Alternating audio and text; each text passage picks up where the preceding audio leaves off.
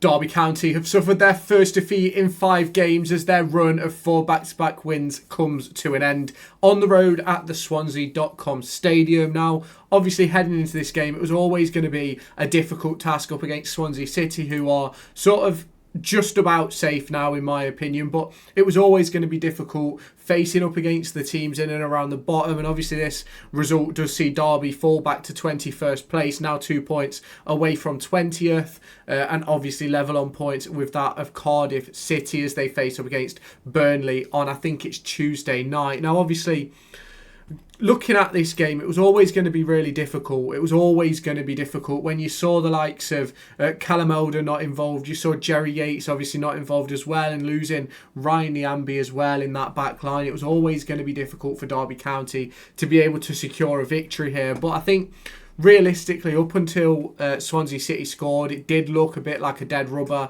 Neither team was really creating any sort of top quality opportunities, and neither team were really sort of pushing it for the win, really. Now, obviously, directly after the game, as I'm recording this video, it's a gut punch. It's a hit to the stomach, and it's a disappointing result to take because we've been on such a good run. But as I've said time and time again across the course of the last few weeks, we're going to lose games across the course of this final 8, and this is the first one. How many more are we going to lose? I don't know. Obviously, Tuesday night now becomes an absolutely massive fixture because we're in a position now where if other teams pick up just even a singular point, we could drop back down into the relegation zone. If obviously if Luton were to win on Tuesday or Wednesday or whenever they play, we could drop down as low as 23rd, sorry. So it's disappointing. It's a really disappointing one to take, I have to say. When we look at the performance today, I think Caden Jackson was quite poor.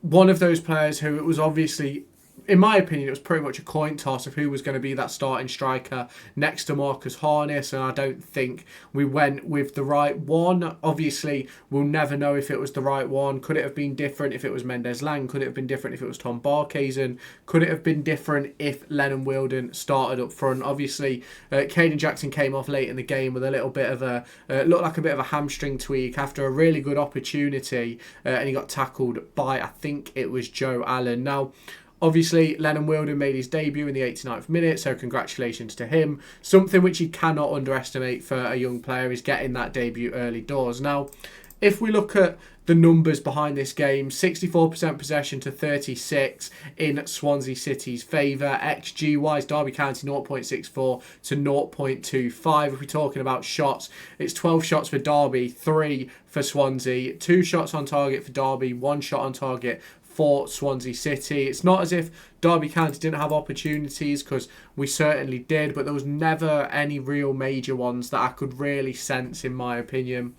And obviously, it's really hard discussing this game because I felt as if Derby County had enough to win the game, but ultimately didn't show it, if that makes sense. I think we'd never really created those opportunities that have been created in recent games. And obviously the goal that Swansea scored, it was a really, really nice goal, a really good cross into the box. I do think it took a little bit of a deflection going through, but I'm not entirely sure. I'll have to watch it again later on when the highlights come out. But Eom put the ball in at the back post and tapped it into Derby County's empty net. And could Zetterstrom have come and done better?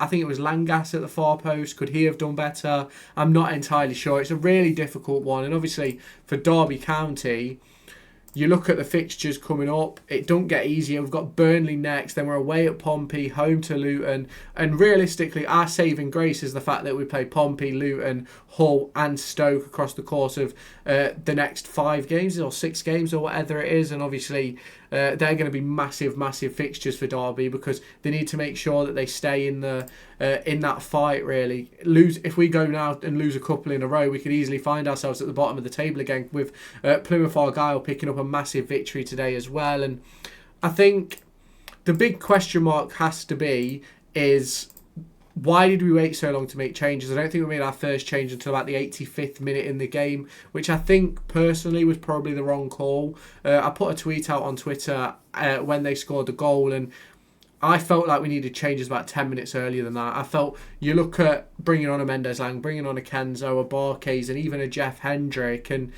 it opens that door to make changes within the squad and sort of do something different. It felt as if both sides cancelled each other out for the most part of this game, and that's what's disappointing about the result. Is I felt that Swansea City made their changes and it helped Derby get into the game a little bit, but then ultimately we didn't sort of counteract with our own changes until after they'd scored. And we know that this season, I think Derby County are one of the only teams in the division that haven't come back from behind to pick up a result or even pick up a victory, which is obviously disappointing. And there's a lot of question marks over this performance. Now, obviously, you go across the last few performances and Derby County have been brilliant. You cannot shake that, and that's what we're going to have to sort of take into the next game versus Burnley. Now, we will have a video looking towards that tomorrow, but obviously you look at Burnley's performance today. They won 2-1 against Coventry City despite going behind. 2 goals from Jadon Anthony. That puts them top of the league. So they're not going to be wanting to drop any points, are they? So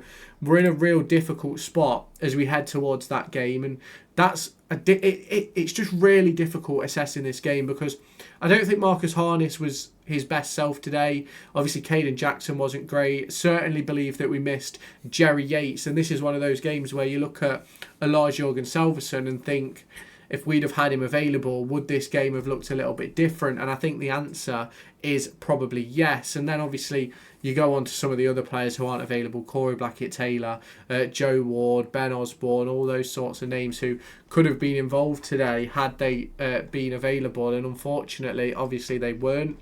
And that's sort of the problem that we faced today, is that although we've been missing a number 9, we've not had another number 9 to come and take his place. And ultimately, we know that Caden Jackson isn't a number 9 and was never going to be a number 9. And that's obviously the disappointment that we've seen again today, is watching Caden Jackson in that number 9 position. And I do feel as if with results not going our way, with Caden Jackson sort of taking up that striker slot, with missing out on Callum Elder today, Ryan Nyambe having to have a scan, it is disappointing. It really is disappointing. Now, obviously, heading into that one against Burnley, we've just got to match whatever Cardiff City and Luton Town do, in my opinion.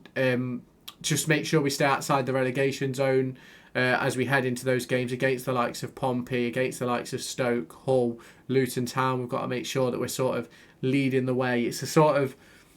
It's gutting. It is gutting, and it's really difficult to sort of look through this performance and look through the numbers that are behind the performance and think that we deserve to lose, because I personally don't think we did. I think it's one of those for me where I think obviously it's one of those games where yet again we're lacking in the possession element, lacking in the accurate passes element. And obviously, as I said the other day, it's not about sort of having 700 passes a game and having 3 shots on target of a 2.0 XG. It's about putting the ball in the back of the net, and that's what Derby County haven't done today. And that's the problem when you have a style of play that's like this, and a system which is sort of built on that sort of countering and things like that. And I did sort of feel as if Swansea City were the better side for large majorities when it comes to it being in possession, and that's not a problem for me, but it's just one of those where I felt as if we could have defended that opportunity a little bit better.